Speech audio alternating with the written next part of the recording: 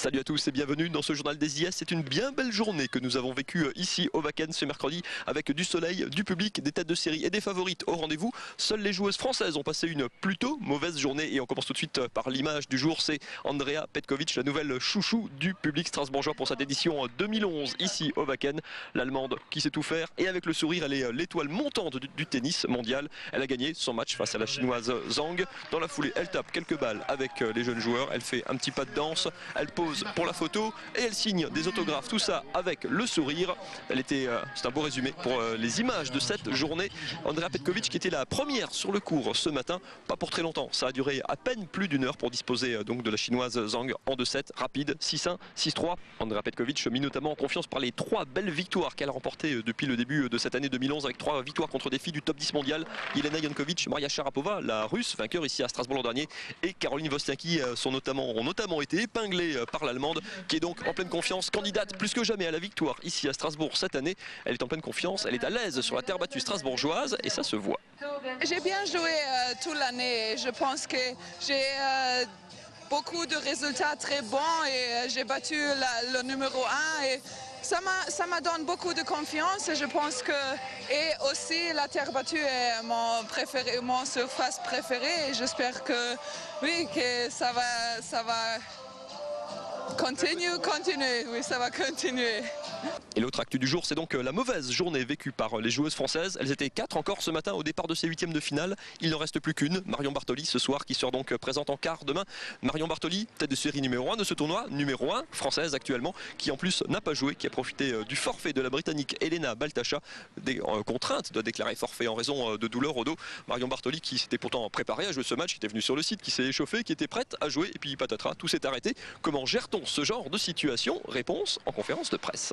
Je vais rentrer tranquillement, me reposer à l'hôtel et puis faire peut-être un petit footing ce soir ou quelque chose pour me décontracter un peu, enlever un petit peu d'influx nerveux parce qu'on monte quand même toujours en pression avant d'arriver sur le terrain. Donc quand la pression retombe d'un coup comme ça, il faut quand même faire une petite activité physique pour de se détendre et un bon dîner ce soir et puis voilà. Et les autres joueuses françaises sont donc éliminées, à commencer par Stéphanie Foretz qui avait pourtant fait un superbe parcours. Elle était issue des qualifications, elle avait passé les 16e de finale hier. Elle est tombée donc en 8e contre la Tchèque Lucie Radeka, une cliente sur terre battue, finaliste ici de ces internationaux de Strasbourg. C'était en 2009, l'année de la victoire d'Aravan Rezaï. Lucie Radeka qui s'impose donc face à Stéphanie Foretz en 2-7, 6-2, 6-4. Exit aussi Mathilde Johansson, victime de Daniela Antukova, l'ancienne top 5 mondiale. La Slovaque actuellement numéro 30 qui n'a fait qu'une bouchée malgré un premier set très accroché contre Mathilde Johansson. Antukova s'impose finalement 6-4, 6-2 et exit Foretz. C'est donc fini pour Stéphanie Foretz, c'est fini pour Mathilde Johansson et c'est fini pour Alizé Cornet. C'était une des mauvaises surprises de l'après-midi. La niçoise qui avait pourtant très bien commencé contre la russe Nadia Petrova en remportant la première manche, 6-2. Malheureusement, Nadia Petrova, ce n'est pas n'importe qui. L'ancienne double quart de finaliste à Roland Garros qui a haussé son niveau de jeu dans les 2e et 3e sets et fini en boulet de canon et fait parler son expérience aussi. 8 ans quand même dans le top 20 mondial. Nadia Petrova qui n'avait gagné qu'un seul match sur terre battue en arrivant à Strasbourg et qui décidément prend ses marques et se trouve de plus en plus à l'aise sur la terre battue alsacienne. Au premier set, c'était très frustrant pour moi. J'ai fait beaucoup trop de fautes directes, je jouais en reculant et ainsi j'ai donné l'opportunité à Alizé d'imposer son jeu. Mais au second set, j'ai vite compris mon erreur et j'ai commencé à être plus agressive et j'ai ainsi réussi à prendre le jeu à mon compte.